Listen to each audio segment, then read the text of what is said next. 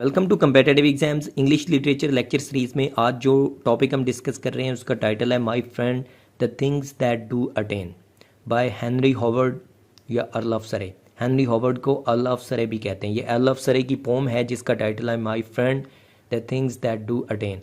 ये आज हम डिस्कस करेंगे। इस पोम का एक दूसरा नाम भी है द हैप्पी लाइफ। तो चलें जी, इस लेक्चर में हम क्या क्या देखेंगे। सबसे पहले हम पोइट का इंट्रोडक्शन देखेंगे, उसके बाद पोएम जो है उसकी लाइन बाय लाइन समरी होगी और साथ में एनालिसिस, और एट द एंड जो है हम इस पोएम के जो मेजर थीम्स हैं उनको डिस्कस करेंगे। तो चलें जी, स्टार्ट करते हैं। सबसे पहले हमारे पास है brief introduction of Henry Howard. Henry Howard, जिनको अर्ल ऑफ सरे भी कहते हैं, ये 1517 में पैदा हुए थे और ये एक अरिस्टोक्रेटिक फैमिली में पैदा हुए थे। लाइक ये एक नोबल मैन थे और साथ में एक सोल्जर भी थे। और इंग्लिश रेनेसांस पोइट्स जो हैं उनमें इनको एक one of the major poets माना जाता है। और अगर इनकी हम बात करें फैमिली हिस्ट्री की, तो ये जो किंग हेनरी 8 हैं उनके कोर्ट से रिलेटेड रहे हैं। लाइक उनके कोर्ट में ये सर्व करते रहे हैं।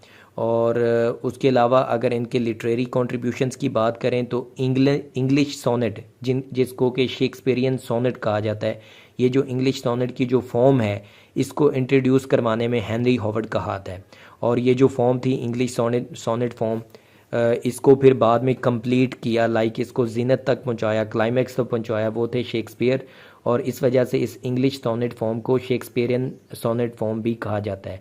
तो इसको इंट्रोड्यूस करवाने वाले बंदे यही हेनरी हॉवर्ड थे।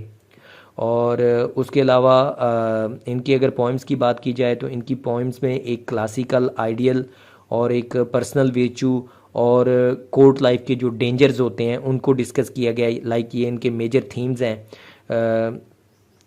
और अगर इनके इन्फ्लुएंस की बात की जाए तो ये इटालियन जो पोइट हैं पेट्रार्क, उससे इन्फ्लुएंस थे बहुत ज़्यादा। और इसलिए इनकी जो पोइट्री है उसमें एक इटालियन स्टाइल मौजूद है। और उसके अलावा इनके अगर मेजर थीम्स जो हैं वही लव, वर्च्यू, सिंप्लिसिटी और इनर पीस वगैरह जो हैं, और कोर्ट लाइफ के बारे में इन्होंने बहुत ज़्यादा लिखा है। अब अगर सरे की डेथ की बात करेंगे तो 1547 में इनको एग्जीक्यूट किया गया था। सिर्फ 30 की एज में इनको एग्जीक्यूट कर दिया गया था। और उसकी रीज़न यही थी कि ये एक अरिस्टोक्रेटिक फैमिली से थे और ये इनकी फैमिली जो फैमिली की ट्रबल्स थी, या आप कह सकते हैं फैमिली की जो प्रॉब्लम्स चल रही थी हेनरी 8 के कोर्ट के साथ, उसी के नतीजा के तौर पे इनको भी एग्जीक्यूट के कर दिया गया था एक बिगर प्लान के पार्ट के तौर पे। तो 1547 में ये एग्जीक्यूट हो गए थे और ये इनकी जो टोटल लाइफ है वो सिर्फ 30 ईयर्स थी। लेकिन 30 ईयर्स में इन्होंने जो लिटरेचर प्रोड्यूस किया है या इंग्लिश लिटरेचर में जो इनका कॉन्ट्रीब्यूशन है वो बड़ा इंपॉर्टेंट है। तो चलें जी, हम इनकी अब पोएम जो है वो स्टार्ट करते हैं। पोएम की लाइन बाय लाइन हम पोएम जो समरी है वो डिस्कस करेंगे और साथ में थोड़ा एनालिसिस भी करेंगे। तो चलें जी, देखते हैं। सबसे पहले जो पहली दो लाइंस हैं पोएम की वो कहती हैं my friend the things that do attain the happy life be these I find. इसका क्या मतलब है? वो कह रहा है कि मेरे दोस्त, ये वो चीज़ें हैं जो कि एक खुश यानी हैप्पी लाइफ, खुश ज़िंदगी गुजारने के लिए ज़रूरी होती हैं, या ये वो चीज़ें हैं जिनसे बंदा जिनको अटेन करके, जिनको हासिल करके एक खुश ज़िंदगी गुजार सकता है, एक हैप्पी लाइफ गुजार सकता है। अब जो हेनरी हॉवर्ड है वो हमें पूरी की पूरी वो लिस्ट देगा जो कि उसको उसके नज़दीक एक हैप्पी लाइफ गुजारने के लिए ज़रूरी होती हैं। वो कौन कौन सी हैं?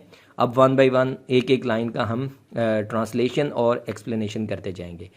तो वो कौन कौन सी हैं जी? वो कहता है the rich is left not God with pen.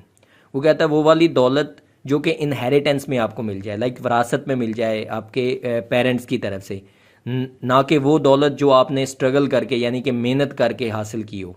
तो वो ज़रूरी है हैप्पी लाइफ के लिए। अब ये वो पूरी की पूरी उनकी लिस्ट है जो कि हैप्पी लाइफ के लिए ज़रूरी है। अब ये पूरी की पूरी जो पोम है इसमें वो सारी की सारी चीज़ें लिस्टेड की गई हैं जो कि हेनरी हॉवर्ड के नज़दीक एक हैप्पी लाइफ के लिए ज़रूरी होती हैं। तो पहली दो चीज़ें कौन सी हैं जो कि पहली लाइन तीसरी लाइन में जिनका डिस्कशन है?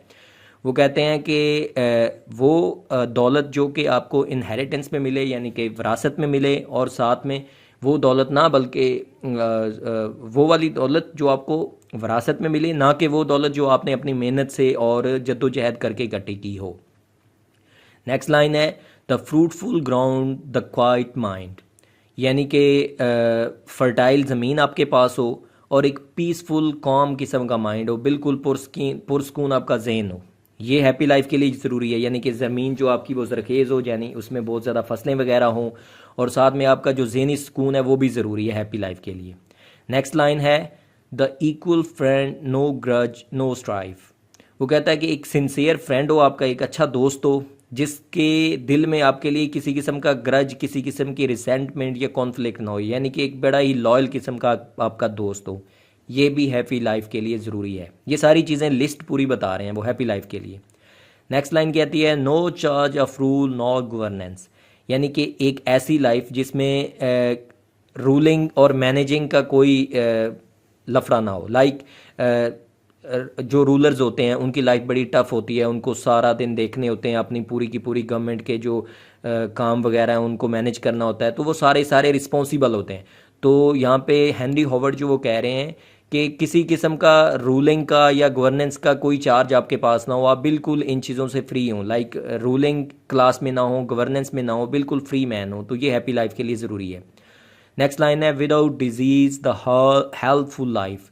वो कहता है कि आपकी सेहत अच्छी हो, कोई किसी किस्म की बीमारी ना हो, और एक बिल्कुल हेल्दी लाइफ हो आपकी। ये हैप्पी लाइफ के लिए ज़रूरी है।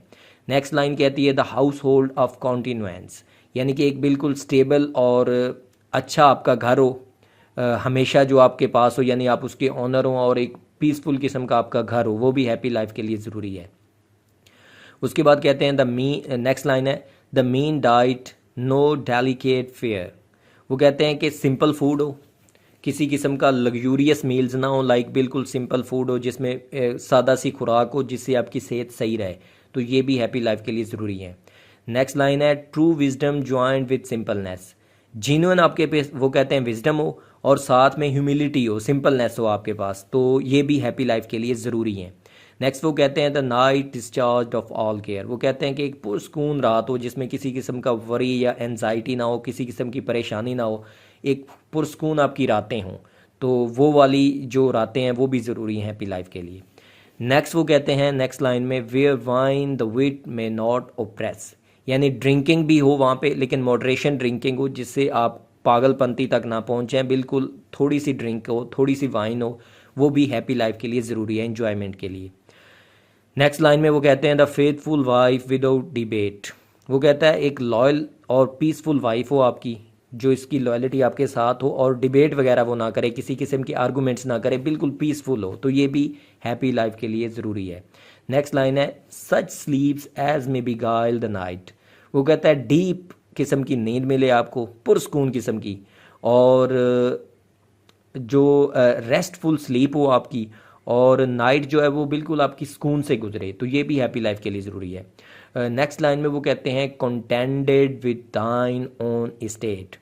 वो कहता है कि जो भी आपकी हालत हो उसके साथ सेटिस्फाइड हो बंदा, उसकी लाइफ में जो जो उसके पास है उससे वो सेटिस्फाइड हो, और वो मज़ीद की कोशिश में ना पड़ा रहे बल्कि जो उसके पास है उसी पे इक्तफ़ा कर ले, उस पर शुक्र कर ले। और वो ये जो एलिमेंट है यानी कि ग्रेटिट्यूड का जो एलिमेंट है, ये जो सेल्फ सफिशेंसी की सेटिस्फेक्शन है जो आपके पास है उसी पे सेटिस्फाइड हो जाना, ये भी हैप्पी लाइफ के लिए ज़रूरी है। अब लास्ट लाइन है, लास्ट लाइन में वो कहते हैं ne wish for death ne fear his might. वो कहता है कि ना ख्वाहिश हो मरने की और ना डर हो मौत से। लाइक एक ख्वाहिश कैसे होती है मरने की ख्वाहिश, बंदा डेथ की ख्वाहिश कब करता है जब बंदा ज़िंदगी से तंग हो, लाइक उसकी ज़िंदगी अजीरन हो चुकी हो, परेशानियां हो, एनजाइटी हो, इन प्रॉब्लम से वो घिरा हुआ हो, तो फिर वो विश करता है कि मैं मर जाऊं, लाइक डेथ की वो ख्वाहिश करता है। और डर कब होता है जब या तो आपने एक बड़ी सिंफुल लाइफ गुजारी हो, या एक फियर ऑफ जो डेथ है वो इनहेरिटेड होता है ह्यूमन नेचर में। तो वो कहता है कि ये जो दो एलिमेंट्स है, लाइक ख्वाहिश भी ना हो आपको डेथ की और आपको डर भी ना लगे डेथ से, आप बिल्कुल पुरस्कून हो, आपको डेथ आप एक्सेप्ट कर लें, आपके पास एक स्टोइक एक्सेप्टेंस हो डेथ की। तो ये जो एलिमेंट है यानी कि डेथ से ना डरने का और डेथ को एक्सेप्ट करने का खुले दिल से, ये भी हैप्पी लाइफ के लिए ज़रूरी है। तो यहाँ पे पोएम जो हमारी वो एंड होती है। तो ये पूरी की पूरी जो पोएम अगर थोड़ा सा हम एनालिसिस करें तो ये बेसिकली हेनरी हॉवर्ड जो हैं उनकी एक लिस्ट है उन चीज़ों की जो वो कहते हैं कि हैप्पी लाइफ गुजारने के लिए ज़रूरी हैं।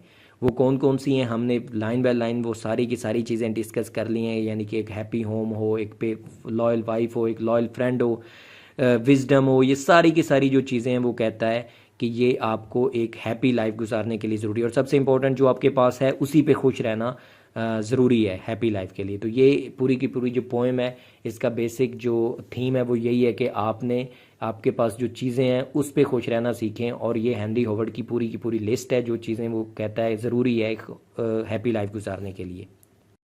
नेक्स्ट हम इसके जो थीम्स है मेजर वो डिस्कस कर लेते हैं इस पोम के। तो सबसे पहले हमारे पास जो थीम है वो है सिंप्लिसिटी एंड कंटेंटमेंट का।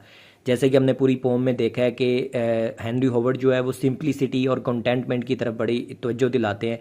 वो कहते हैं कि जो आपके पास है उसी पे इक्तफा कर लो, उसी को पूरा मान लो, उसी के ऊपर ग्रेटिट्यूड में रहो, और आप किसी किस्म की परेशानी से दो चार नहीं होंगे। लाइक आपने सेल्फ सेटिस्फैक्शन, सेल्फ ग्रेटिट्यूड पे जाना है, और सिंपल रखना है चीज़ों को, सिंपल फूड हो, सिंपल चीज़ें हो, और अपने ऊपर ज़्यादा चीज़ों का बर्डन नहीं डालना। तो इससे जो आप लाइफ गुजारेंगे वो एक हैप्पी लाइफ होगी। तो ये एक बेसिक थीम है इस पूरी की पूरी पोम का, सिंप्लिसिटी और कंटेंटमेंट, लाइक जो आपके पास है उसी पे इक्तफा करना। नेक्स्ट जो इंपॉर्टेंट थीम है हमारे पास वो है peace of mind and inner tranquillity. Peace of mind की इसमें बड़ी बात हुई है इस पूरी की पूरी पोम में कि आपकी emotional calmness, freedom from anxiety और क्लियर कॉन्साइंस जो है वो ज़रूरी है। लाइक आप बिल्कुल पुरस्कून ज़ेन रखते हैं, उससे आपकी नींदें भी पुरस्कून होंगी, आपकी रातें भी पुरस्कून होंगी, और आप एक हैप्पी लाइफ गुजार सकते हैं। तो पीस ऑफ माइंड और इनर ट्रैंक्विलिटी जो है ये भी इसका एक सेंट्रल थीम है। नेक्स्ट इंपॉर्टेंट थीम की अगर हम बात करें तो वो है rejection of power and ambition. इस पोम में एक लाइन है जिसमें वो कहते हैं कि किसी किस्म का गवर्नेंस का या किसी किस्म की रूलिंग जो जिम्मेदारी है वो बंदे के पास ना हो।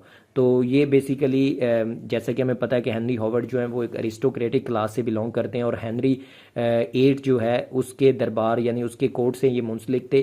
तो ये एक ऐसी क्लास से बिलोंग करते थे जहाँ पे ये चीज़ें उन्होंने देखी हुई हैं बड़ी करीब से कि एक रूलिंग क्लास का जो बंदा होता है, जो रूल कर रहा होता है, उसकी कितनी टेंशन्स होती हैं, कितनी परेशानियाँ, कितनी जिम्मेदारी होती है उसके ऊपर। तो वो कहता है कि हैप्पी लाइफ के लिए ज़रूरी है कि वो वाला फंडा ना हो लाइफ में, लाइक उसके ऊपर कोई किसी किस्म की रूलिंग की जिम्मेदारी ना हो, किसी किस्म की गवर्नेंस की जिम्मेदारी ना हो, बल्कि बंदा अपनी लाइफ को सिंपली और पीसफुली गुजारे। तो इसलिए रिजेक्शन है इस पोम में, पावर और एम्बिशन की रिजेक्शन है। लास्ट पे जो इम्पोर्टेंट थीम हम डिस्कस करेंगे वो है acceptance of life and death का, कि एट द एंड आखिरी जो लाइन है इस पोम की वो यही बताती है कि हमें ज़िंदगी को लाइक जो डेथ है, लाइफ जो है उसको एक्सेप्ट करना चाहिए, और एट द एंड जो डेथ है उससे ना तो डरना चाहिए और ना ही उसकी ज़्यादा ख्वाहिश करनी चाहिए। लेकिन ख्वाहिश कब करता है? जब बंदा परेशान होता है। तो वो कहता है कि बंदा जब सिंपल लाइफ रखेगा, बिल्कुल कंटेंटमेंट वाली लाइफ होगी, तो उसमें आप बंदा कभी भी डेथ की ख्वाहिश नहीं करेगा। लाइक कभी भी ज़िंदगी से तंग आके खुद को मारने की या सुसाइड की या डेथ की ख्वाहिश नहीं करेगा। और इसी तरह जब वो बंदा जो है जिसने इस तरह की ज़िंदगी गुजारी होगी वो कभी भी मौत से डरेगा भी नहीं, क्योंकि वो मौत को लेके एक स्टोइक एक्सेप्टेंस उसके अंदर पाई जाती है। लाइक वो मौत को एक हिस्सा समझता है इस जर्नी का, कि एट द एंड मौत तो आनी ही आनी है, तो इससे फिर डरना क्यों। तो ये acceptance of life and death जो है ये भी एक बेसिक थीम है इस पोएम का। तो ये इंपॉर्टेंट थीम्स है जो हमने डिस्कस कर लिया। अगर आपको वीडियो पसंद आई है तो लाइक, कमेंट और सब्सक्राइब जरूर कीजिएगा।